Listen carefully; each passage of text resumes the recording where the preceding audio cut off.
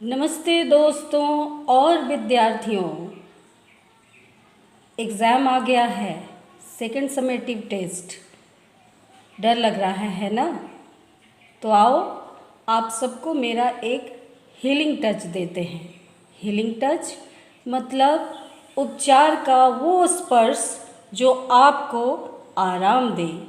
बात करते हैं सेकंड समेटिव टेस्ट से संबंधित संभावित प्रश्नों के बारे में।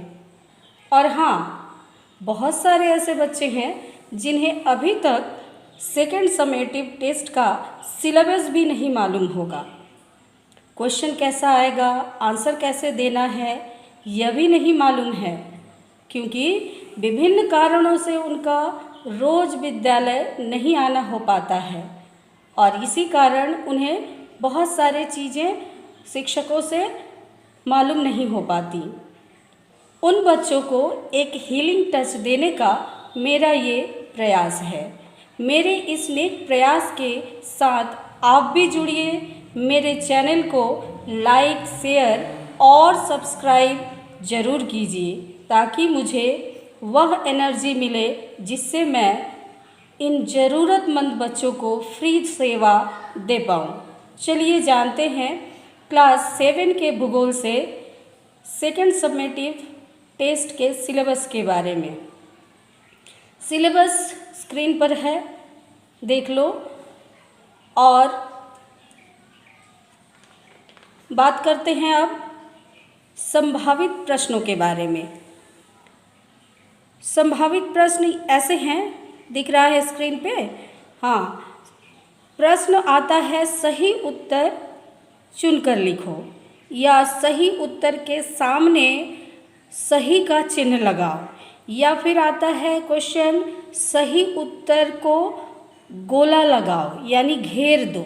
अगर आंसर कोई है तो उसे घेर दो, गोल घेर दो। तो ये पहले क्वेश्चन को पहले समझ लेना है कि क्वेश्चन में कहा क्या जा रहा है, ठीक है बच्चों? नहीं तो फिर नंबर मिलने में गड़बड़ी होगी। जो कहा जाए वही करना है, ये मैनर होता है, इस कारण इसे नंबर भी मिलता है। अगर चुनकर लिखने के लिए कहा गया है तो उसे नंबर देकर सही उत्तर चुनकर ही आंसर पेपर पे लिखना है, ठीक है? नहीं तो फिर मुश्किल। उसके बाद देखो, जैसे गंगा की उपनदी कौन सी है? गंगा की उपनदी यमुना है।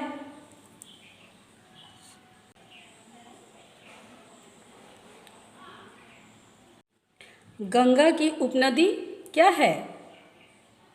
यमुना है। उसके बाद बात करते हैं, देखो डेल्टा की आकृति। डेल्टा की आकृति कैसी होती है? तो डेल्टा की आकृति हम लोग जानते हैं त्रिभुजाकार होती है। इसी तरह अब त्रिभुजाकार है तो उस त्रिभुज शब्द को अपने आंसर पेपर पे लिखना है।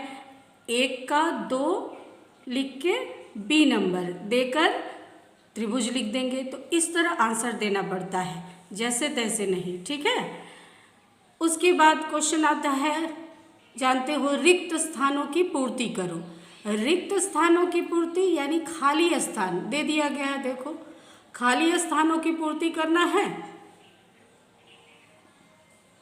2 नंबर। इसके भी मार्क्स एक एक ही होते हैं।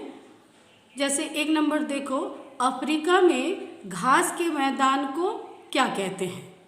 क्या कौन लगा के देख लोगे तो ज़रूर आंसर मिल जाएगा। घास के मैदान को क्या कहते हैं? बोलो। सवाना कहते हैं ना, भेड़ कहते हैं? थोड़ा पढ़ के बताना हमें। देखो उसके बाद ग्रेनाइट। ग्रेनाइट किस प्रकार का चट्टान है? कौन, क्या, किस लगा के जो है हम क्वेश्चन को समझ लेंगे। तो कौन सा चट्टान है, कमेंट करके बताओ। और पुस्तक को ज़रा पढ़ो, ये सारे क्वेश्चंस हैं, इसी तरह के क्वेश्चंस आएंगे। और चाहो तो स्क्रीनशॉट ले सकते हो या बार बार देखकर पढ़ के तैयार कर लो परीक्षा के लिए, ठीक है? और पढ़ना ज़रूर। इसके बाद देखो, सही जोड़े बनाओ। सही जोड़े बनाओ या मिलान करो। आता है। तो बचपन से क्या करते हो, तीर लगाना है, ऐसे करके तीर इधर से तीर लगा के नहीं, सही जोड़े बनाना, मतलब उसके सामने बराबर चिन्ह दे के लिखना है, बराबर चिन्ह दे के लिखना है। जैसे गंगा, अब गंगा को यहाँ पे ढूंढेंगे कि उसके साथ कौन सा जोड़ी मिल रही है, उसी के साथ हम गंगा को मिलाएंगे। तो क्या मिल रहा है गंगा, थोड़ा मैं कमेंट करो। इस तरह से गंगा की जोड़ी मिलाएंगे। एटना, एटना क्या है, यहाँ क्या ढूंढो, देखो एटना क्या है, मिला, ज्वालामुखी पर्वत, मैंने बता दिया।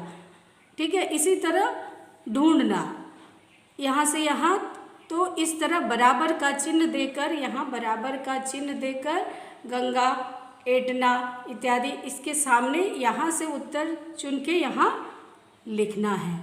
ठीक है, उसी तरह भेड़, सहारा, मिश्र सारे दिए गए हैं और वहाँ से आपको लिखना है। 4 नंबर है टिप्पणी लिखो या फिर परिभाषा लिखो या नोट्स इत्यादि कहा जाता है।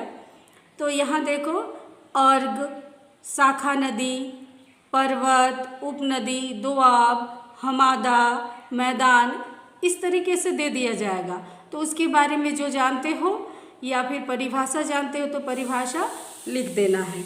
ठीक है, अब चलते हैं बताओ मैं कौन हूँ, यानी कौन हूँ मैं। ये पहेली की तरह प्रश्न होता है, इसमें दे दिया जाता है हिंट्स और बताना होता है। जैसे मानो अगर कहा जाए क्लास में कि मैं देश का, अपने देश का यानी भारत का सबसे पहला प्रधानमंत्री हूँ और बच्चे मुझे चाचा के नाम से पुकारते थे, चाचा कहते थे, तो मैं कौन हूँ?